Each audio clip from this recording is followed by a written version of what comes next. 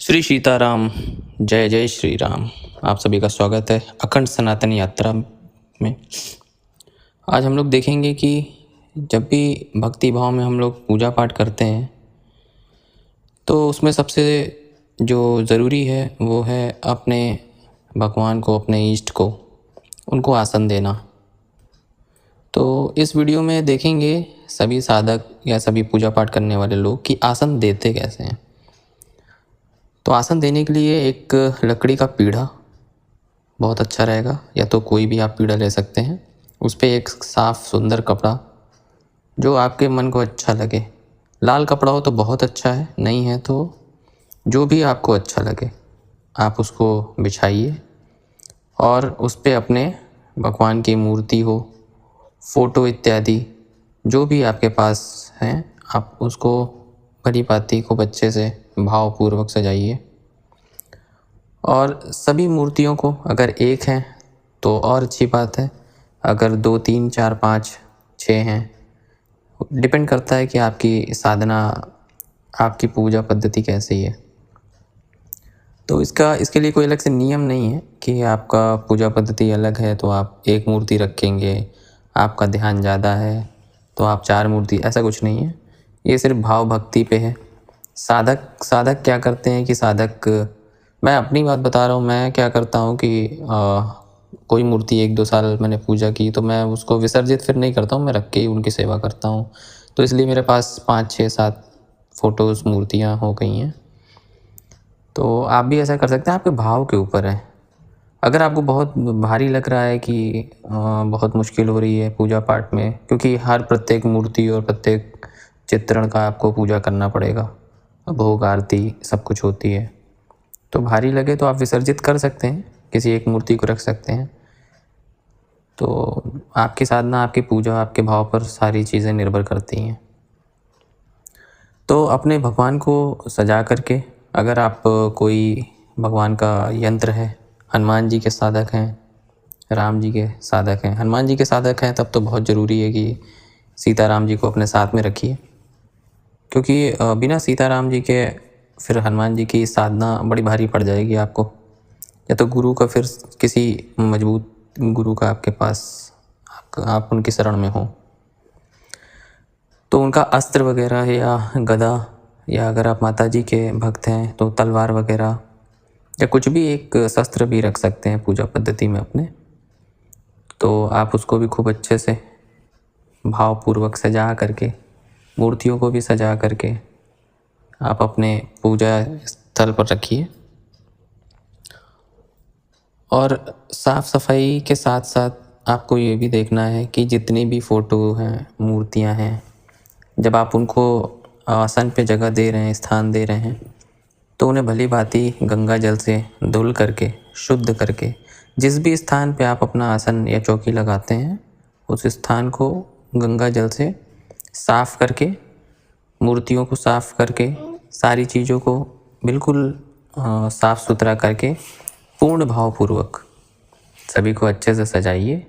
आपके पास गदा है, त्रिशूल है, चक्र है, शंख है, या मालाएं हैं, या आपके पास तलवार है, तो जो भी चीज़ें आपके पास हैं, या डंडा वगैरह भैरव जी का, तो आप वो सब भी अच्छे से सजा सकते हैं।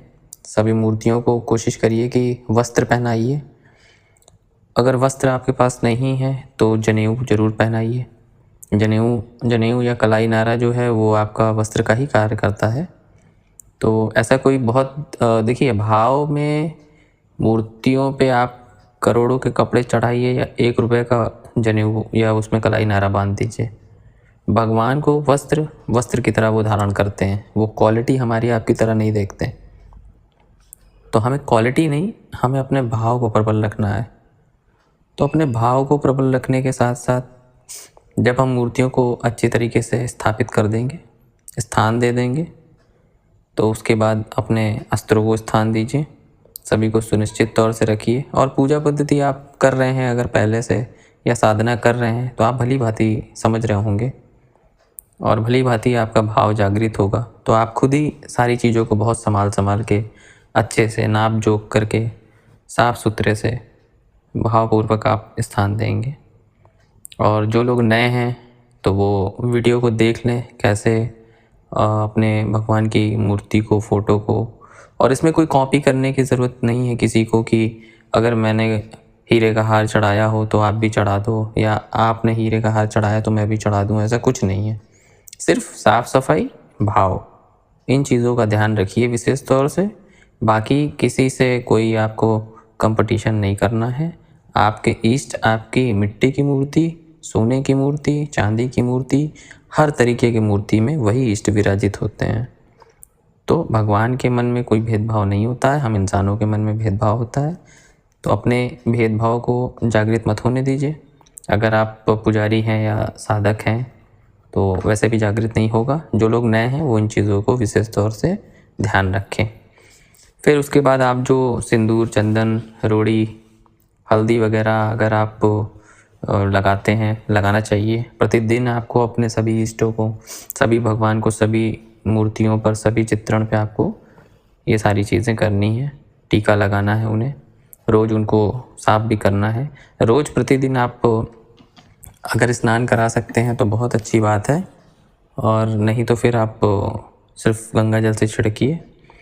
और साथ में चौकी के पास आपको एक कलश रखना है, उसमें पानी में प्रतिदिन आप पानी सादा रखिए, नल से भर करके साफ पानी, उसमें गंगा जल की कुछ बूंदें आप डाल दीजिए, वो पूरा गंगा जल हो जाएगा। तो अच्छी तरीके से मंदिर को सजाइए। और लोटे में, लोटा अगर कोशिश करिए तांबे का हो तो बहुत अच्छी बात है। छोटा लोटा हो कोई बात नहीं, बड़ा हो, गिलास हो, एक चम्मच रखिए, छोटा चम्मच, बड़ा चम्मच, जैसा भी आपको उचित लगे। साथ में उसमें कुशा या आम की पत्ती, अगर कुशा है तो बहुत अच्छा है, आम की पत्ती है तो भी चलेगा, वो भी बहुत अच्छा है, दोनों शुभ माना जाता है। और प्रभु की जो किताबें हैं जिनको आप नियमित रूप से पढ़ते हैं, क्योंकि बिना पढ़े आपको चाहे हनुमान चालीसा पढ़नी हो, कोई भी मंत्र पढ़ना हो, बिना पढ़े आप ऐसे मंत्रों का जाप मत करिए। क्योंकि तुलसीदास जी ने स्वयं लिखा है कि जो यह पढ़े हनुमान चालीसा, तो आपको पढ़ के, किताबों से पढ़ना चाहिए। याद है बहुत अच्छी बात है, लेकिन किताबों को देखते रहिए। तो उसका भी एक कारण है, बहुत उचित कारण है, आगे की वीडियोस में बताते रहेंगे। तो अभी आप इस तरीके से अपने मंदिर को, अपने चौकी को, अपने स्थान को पूर्णतः सुंदर रूप से सजाइए जितना हो सके। जितना आप स्वयं पे सजने में, निखरने में आप अपना ध्यान रखते हैं, उससे ज़्यादा अपने इष्ट का रखिए, अपने प्रभु का रखिए, अपने देवी देवताओं का रखिए।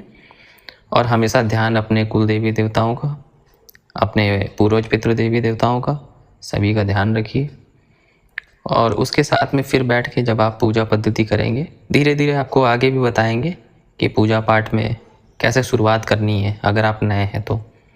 क्योंकि बहुत से लोगों को समझ में नहीं आता है तो वो सीधा बैठते हैं और अपना पूजा स्टार्ट कर लेते हैं। पूजा, देखिए पूजा तो कैसे भी करेंगे, मंत्र कैसे बढ़ेंगे, फलित तो होना ही है। इसमें ऐसा नहीं है कि आपको कुछ अफलित होना है, शुद्ध रूप से करेंगे फलित तो होगा ही। लेकिन अगर सही तरीके से कर देंगे तो बहुत अच्छा फलित होता है। तो आपके इष्ट आपके साथ होते हैं। मंत्र जाप करते हैं तो मालाएं वगैरह, वो सारी चीज़ें अपने देवी देवता के स्थान पे रखिए पूर्ण रूप से। और उसके बाद जब आप बैठ के पूजा पाठ करेंगे ना, तो आपका मन भी लगेगा, आपके इष्ट को भी अच्छा लगेगा कि देखो ध्यान दे रहा है। और आपकी पूजा 100% रोज़ प्रतिदिन फलित होगी। और आपका भी जो मनोभाव है वो जागृत होता चला जाएगा। और जब ये जागृत हो जाएगा, फिर आपको किसी वीडियो को देखने की ज़रूरत नहीं पड़ेगी, किसी से पूछने की ज़रूरत नहीं पड़ेगी। फिर आप शिष्य से गुरु की पद्धति पर आ जाएंगे।